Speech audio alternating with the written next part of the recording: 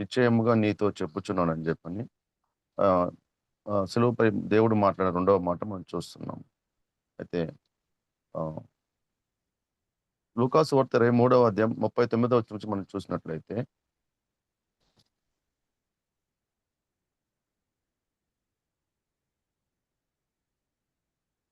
33వ వచనం నుంచి వారు కపాలమనబడిన స్థలమునకు వచ్చినప్పుడు అక్కడ కుడివైపున ఒకనిని, ఎడమ వైపున ఒకనిని ఆ నేరస్తులను ఆయనతో కూడా సిలువ వేసిరి.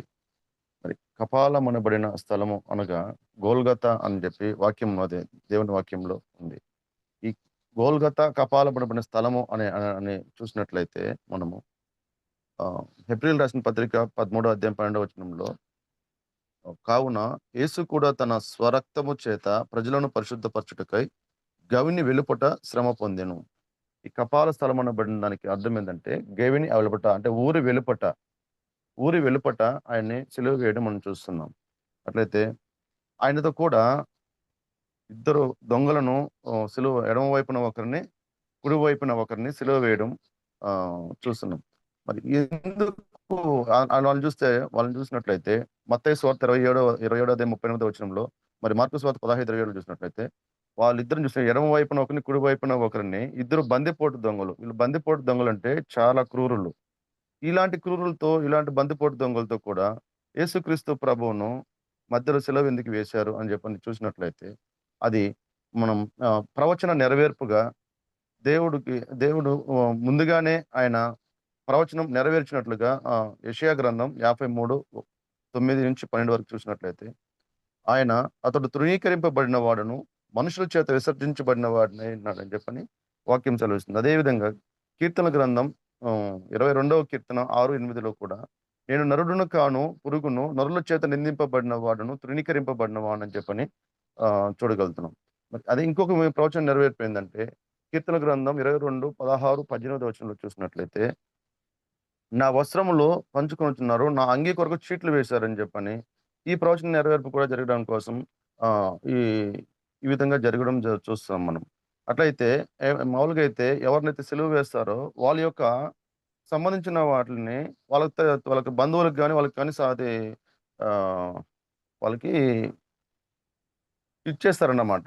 కానీ ఇక్కడైతే దేవుని ప్రవచన నెరవేర్పు కోసం ఆయనకు అంగీ కొరకు చీట్లు వేయడం అనేది జరుగుతుంది. అవి వాటి కోసం అది పంచుకున్నారని చెప్పని ప్రవచన నెరవేర్పు చూస్తున్నాం. అయితే ఇక్కడ చూసినట్లయితే ఇద్దరు దొంగలు మధ్యలో ఆయన వేశారంటే, ఆళ్ళు చూస్తే బందిపోటు దొంగలని చెప్పని తెలియబడుతుంది. ఈ బందిపోటు దొంగలు అంటే మొదటి వారిని చూసినట్లయితే నీవు క్రీస్తువు కదా! నిన్ను నువ్వు రక్షించుకొని మమ్మల్ని రక్షించమని మొదటి దొంగ అనడం చూస్తాం. అంటే ఈ మొదటి దొంగ గురించి కాదు గాని మన టాపిక్. రెండవ దొంగ చూసినట్లయితే "నువ్వు దేవునికి భయపడవా?" అని చెప్పని అతన్ని గద్దించి దేవునికి భయపడినటువంటి వ్యక్తిగా మనం చూస్తున్నాం. అట్లయితే అదే విధంగా చూసినట్లయితే ఈ మొదటి దొంగలో ఇంకా లోక సంబంధమైన ఆలోచనలు, ఇంకా లోక సంబంధమైన జీవితము, ఇంకా పాపపు జీవితం కలిగి ఉండడం. అలాగే పశ్చాత్తాపం లేని జీవితం మనం చూడగలుగుతాం. మరి రెండవ దొంగలైతే అతను పాపములు చేశాడని ఒప్పుకుంటూ దేవునికి భయపడుతున్నాడు. దేవునికి భయపడడమే కాకుండా ఇది మనకు న్యాయమే. కానీ ఆయన ఏ తప్పు చేయదని దేవుని గురించి చెప్తున్నాడు. అలాగే అది చెప్పడమే కాకుండా ఆయనకు ఒక రాజ్యం ఉందని కూడా ఆయన ఆహ్, ది ఆహ్, తెలుసుకోవడం చూస్తున్నాం. ఎందుకంటే ఆయన జీవించున్నప్పుడే ఆయన ఆహ్, దేవుడి గురించి వినే ఉంటాడు. వినే అదే దేవుని గురించి దేవుని కుమారుడనియు, ఈయనకొక రాజ్యం ఉందనియు, ఈయనొక రాజ్యంలో అదే ఉందని ఆయన ముందుగానే నమ్మాడు. అయితే ఆ చివరి క్షణంలో ఆ సిలువ వేయబడ్డ బరిలో రెండవ దొంగ పశ్చాత్తాపానికి వచ్చాడు. వచ్చి దేవుణ్ణి ఈ విధంగా అడుగుతున్నాడు. అడిగినప్పుడు దేవుడు మాట్లాడకుంటా అతను ఎటువంటోడో దేవుడికి తెలుసు. అతను చేసిన ఘోరాలు, అతను చేసిన నేరాలు అన్నీ దేవునికి తెలుసు. అతను చేసిన దొంగతనాలు. ఆయనను మాట్లాడకుంటా దేవుడు, "నేడు నీవు నాతో కూడా పరదేశంలో ఉందువని నిశ్చయముగా చెప్పుచున్నానని" చెప్తున్నాడు. మరి చూసినట్లయితే మనం అనుకో మన మనలో కొందరు చెప్తారు, ఆహ్, ఒకడు మంచి దొంగ, ఇంకొకడు చెడ్డ దొంగ అని అంటారు. కానీ దొంగతనం చేసిన ప్రతి ఒక్కరు మంచివారు, చెడ్డవారని ఏం లేదు గానీ ఇద్దరు దుర్మార్గులే. ఇద్దరు శిక్షించడానికి అర్హులే. వాళ్ళకైతే ఆ శిక్ష పడాది న్యాయమే. కానీ దేవుడు ఏ తప్పు చేయని దేవుడు ఆయన పరిశుద్ధుడు. పరిశుద్ధుడిగా ఉండి ఇద్దరి దొంగల మధ్యలో ఎందుకు సిలువ వేయబడ్డాడు అంటే, నీవు నేను చేసిన పాపములను మన తండ్రి అయిన దేవుడు నిన్ను నన్ను ఎంతగానో ప్రేమిస్తున్నాడు కనుక మా యోహాను సువార్త 3వ అధ్యాయం 16 వచనంలో చెప్పినట్టు వాక్యం చెప్పినట్లు దేవుడు లోకమును ఎంతో ప్రేమించెను. అంటే తన కుమారుని కంటే కూడా నిన్ను నన్ను దేవుడు ఎంతగానో ప్రేమిస్తున్నాడు. ఎంతగానో ప్రేమించాడు కాబట్టే నీ కొరకు నా కొరకు తన సొంత కుమారుణ్ణి ఒక పాపిగా చేసి నీ పాపముల నిమిత్తం నా పాపముల నిమిత్తం ఆ శిలువ మీద పాపిగా వచ్చి అది వేలాడదీసి తండ్రికి ఆయనకి ఎడబాటు కలిగేలాగా చేశాడంటే ఆయన నిన్ను నన్ను ఎంతగా ప్రేమిస్తున్నాడంటే ఆ ఆ కుమారుడు కంటే కూడా మనల్ని ఎక్కువగా ప్రేమించే దేవుడై ఉంటున్నాడు. మరి అదే విధంగా చూసినట్లయితే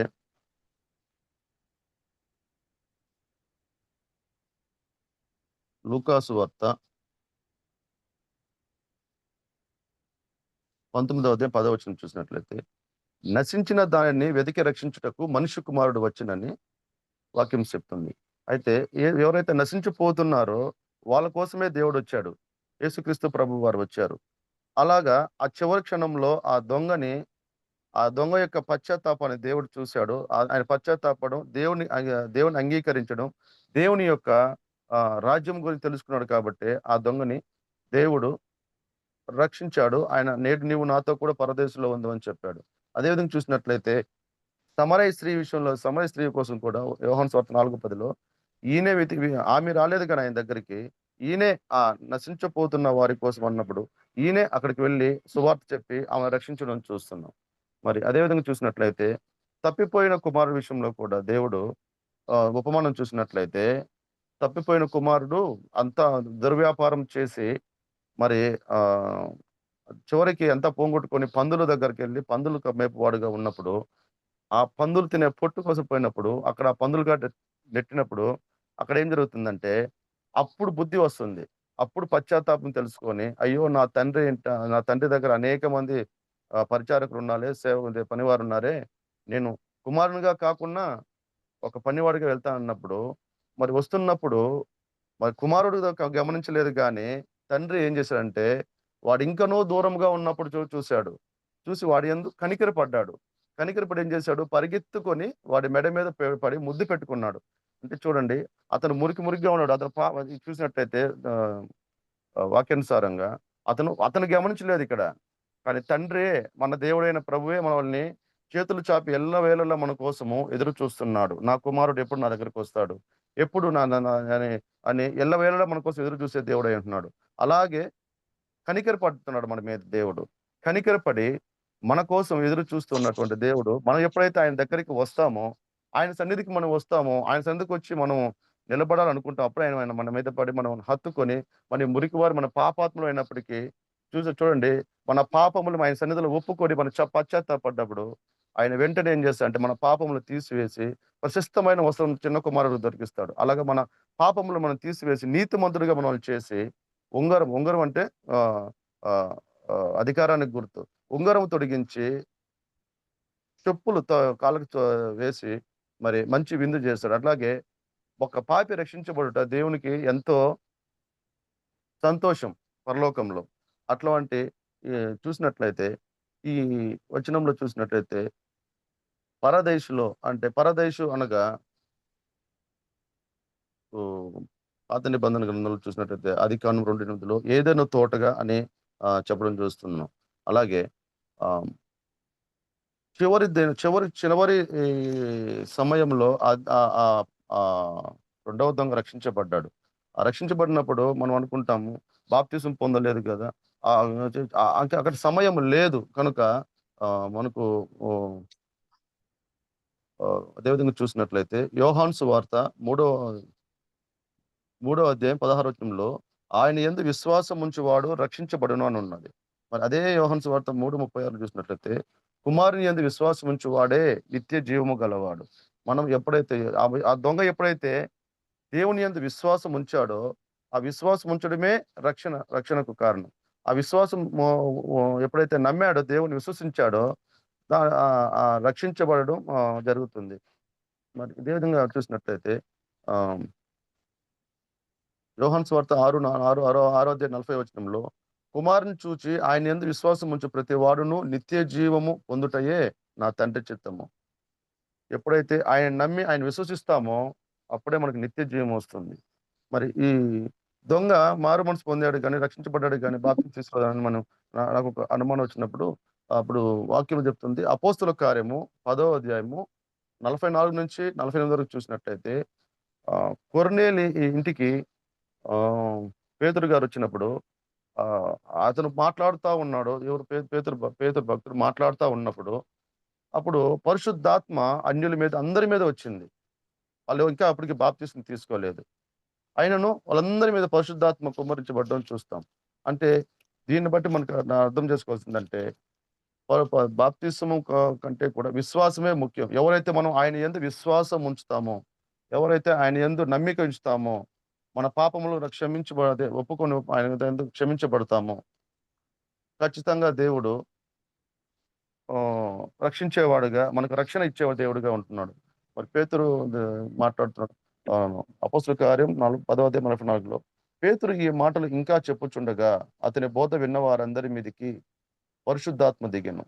సున్నతి పొందిన వారిలో పేతురుతో కూడా వచ్చిన విశ్వాసులందరూ పరిశుద్ధాత్మ వరము అన్యజనుల మీద సహితము కుమ్మరింపబడుట చూచి విభ్రాంతి నొందిరి. ఏలయనగా వారు భాషలతో మాట్లాడుచు దేవుని కనపరుచుండగా వినిరి. అందుకు పేతురు, మన వలె పరిశుద్ధాత్మ పొందిన వీరు బాప్తిస్మము పొందకుండా ఎవడైనా నీళ్లకు ఆటంకము చేయగలడా అని చెప్పి యేసుక్రీస్తు నామందు వారు బాప్తిస్మము పొందవలెనని ఆజ్ఞాపించెను. ఆమేన్. మరి ఇక్కడ చూసినట్లయితే బాప్తిస్మము పొందుకుంటేనే వీళ్ళు పరిశుద్ధాత్మను పొందుకున్నట్లు మనం చూస్తున్నాం.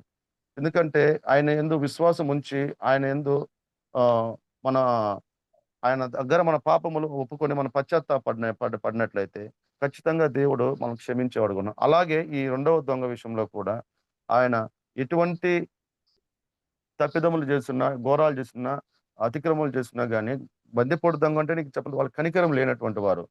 వాళ్ళు దేనిని పట్టించుకోనివారు. అంటే ఎంత దుర్మార్గంగా ఉంటారంటే అంత దుర్మార్గంగా ఉంటారు.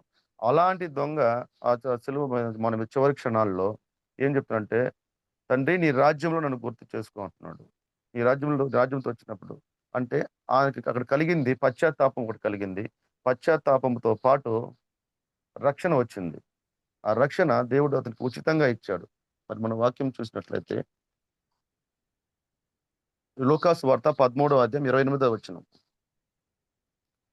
అబ్రహాము, ఇస్సాకు, యాకోబులను సకల ప్రవక్తలను దేవుని రాజ్యములో ఉండుటయు, మీరు వెలుపలికి త్రోయబడుటయు మీరు చూచినప్పుడు మీరు ఏడ్చుచు పండ్లు కొరుకుదురు.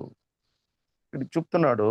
మనం క్రైస్తవులం అని చెప్పుకుంటున్నాం. చర్చికెళ్తున్నాము. దేవునికి రోజు ప్రార్థిస్తున్నాము గానీ, క్రీస్తుని పోలి నడుచుకోకపోతే ఎలా ఉంటామంటే, ఆయన రాజ్యంలో నుంచి మనల్ని వెలుపలికి తోసేవారుగా ఉంటున్నాడు.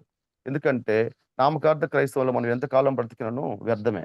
అయితే దేవునికి ఇష్టమైన బిడ్డలుగా, దేవునికి ఆహ్, ఆహ్, నచ్చిన విధంగా ఆయన ఆజ్ఞల ప్రకారం ఆయన ఆహ్, అదే వాక్య ప్రకారం మనం నడుచుకున్నప్పుడు ఖచ్చితంగా దేవుడు ఆయన రాజ్యంలో మనం ఆ ప్రవక్తలతో కూడా అబ్రహాము, ఇస్సాకు, యాకోబులతో కూడా ఉండేవారంగా మనం ఉండాలి. ఎందుకంటే అంత్య దినాల్లో మనం ఉన్నాము. కావున ఆ దొంగకి ఆ సమయమే రక్షణ దొరికింది. ఎందుకంటే ఇంక టైం లేదు కాబట్టి. మనకైతే సమయం ఎంతో ఉంది గానీ, మనం ఇంతకాలం మనం దేవునిలో ఉండి ఆ రాజ్యంలోకి మనం పోలేకపోతే మనకంటే దౌర్భాగ్యులు ఇంకెవరు లేరు. మరి యెషయా గ్రంథం 55:6లో చెప్తున్నట్టు, యెహోవా మీకు దొరకు కాలమునందు ఆయనను వెదుకుడి. ఆయన సమీపముగా ఉండగా ఆయనను వేడుకొనుడి. మరి మనకిది అనుకూల సమయము. ఈ దేవుడు మనకు దొరికే సమయం కనుక ఆయన వెదికి ఆయనకు మనం సేవించే వారముగా ఉండి, ఆయన యందు భయభక్తులు కలిగి, ఆయన రాకడ పర్యంతరం వరకు కొంతమంది అనుకుంటారు, వస్తాడు అంటున్నాడు దేవుడు ఎప్పుడొస్తాడు అని చెప్పని లోకంలో పడిపోయేవారున్నారు.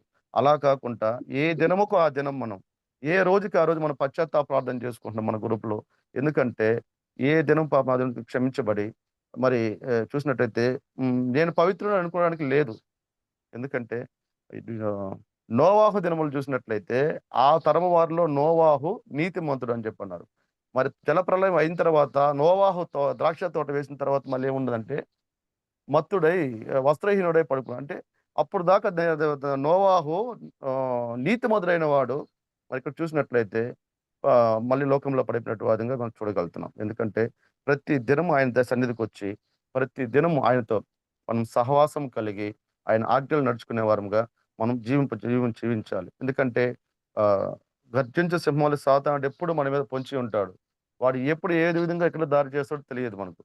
మనం దేవునిలోనే నిలకడగా ఉంటూ, ఆయన ప్రార్థనలో, ఆయన వాక్యంలో మనం నిలిచినట్లయితే, మనం తొట్రిల్లకుంటా ముందుకే సాగిపోతూ, ఏ దినం మనం ఆ దినం పశ్చాత్తాప ప్రార్థన చేసుకుంటున్నాం కనుక, ఆ దినం అంతయు మనకు దేవుడు కాపుదల మనకుండులాగున, మనం కుడికి, ఎడకి పడిపోకుండా, మనము నడుచుకునే వారంగా, ఆయన సన్నిధిలో ఎదిగే వారంగా ఉండాలి. చివరిగా చూసినట్లయితే ఈ రెండవ మాటలో దొంగకు వచ్చిన మార్పు మనకు రావాలి. మన జీవితంలో కూడా రావాలి. మరి దొంగ చెప్తున్నాడు దేవునికి భయపడుతున్నాడు. మనము ఆయనకు భయపడి జీవించే వారంగా ఉండాల. ఆ దొంగ చెప్తున్నాడు మొదటి దొంగను గద్దించి, నీ "నువ్వు ఇదే శిక్షలో ఉన్నావు. నువ్వు దేవునికి భయపడవా?" మరి ఆ మొదటి దొంగకైతే ఇంకా లోకాను సంబంధమైన మారు మనసు లేని జీవితం. ఇప్పుడు మనల్ని రక్షిస్తే మళ్ళీ పోయి దొంగతనాలు చేసుకొని ఈ లోక సంబంధమైన జీవితంలో జీవించాలనుకుంటున్నాడు. మరి ఈ రెండవ దొంగ అయితే భయపడుతూ, పశ్చాత్తాపడు తన మనకిది న్యాయమే. మనం చేసిన పాపములకి ఇది న్యాయమే. కానీ ఆయన ఏ పాపం చేయలేదని ఒప్పుకుంటున్నాడు.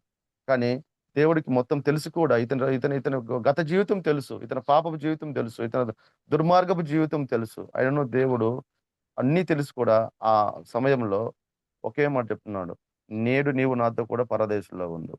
అలాగే ఆ దొంగకు రక్షణ కలిగింది ఆ సిలువ మాను మీద చివరి క్షణంలో. మనకు రక్షకుడు యేసుక్రీస్తు ప్రభువు మాత్రమే. ఆయన మాత్రమే సేవించే వాళ్ళంగా ఉండాలి. ఆ దొంగకు పరలోక పరదేశంలో స్థానం వచ్చింది. యేసుక్రీస్తు ప్రభువుకు ఒక రాజ్యం ఉందని నమ్మాడు. ఆ రాజ్యంలో ఆయన పరిపాలిస్తాడని నమ్మాడు.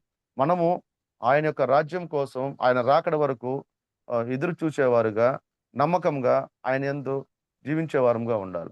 మరి అదే విధంగా చూసినట్లయితే ఆయన ఆ రాజ్యంలో జ్ఞాపకం చేసుకోమంటున్నాడు. ఎందుకంటే ఆయన వచ్చే రాజ్యంలో. మనం గూడా ఆ రాజ్యంకు వచ్చే వరకు ఆ రాజ్యంలో ఉండేవారంగా మనము ఆయన యందు స్థిరంగా నిశ్చయతతో జీవించే వారంగా ఉండాలని ఆహ్, ఆ విధంగా ముందుకు కొనసాగిపోవాలని, ఆ రెండవ దొంగలో వచ్చిన మార్పు మనలో కూడా రావాలని, ఆ పశ్చాత్తాప జీవితం మనం కలిగి ఆయన యందు విశ్వాసం ఉంచినప్పుడు ఖచ్చితంగా దేవుడు మనల్ని విడిచిపెట్టే దేవుడు కాడు. ఎందుకంటే ఆయన మనల్ని రక్షించేవాడు. మన కోసం ప్రాణం పెట్టి, మన కోసం తిరిగి లేచి పునరుద్ధానుడైన దేవుడు. కావున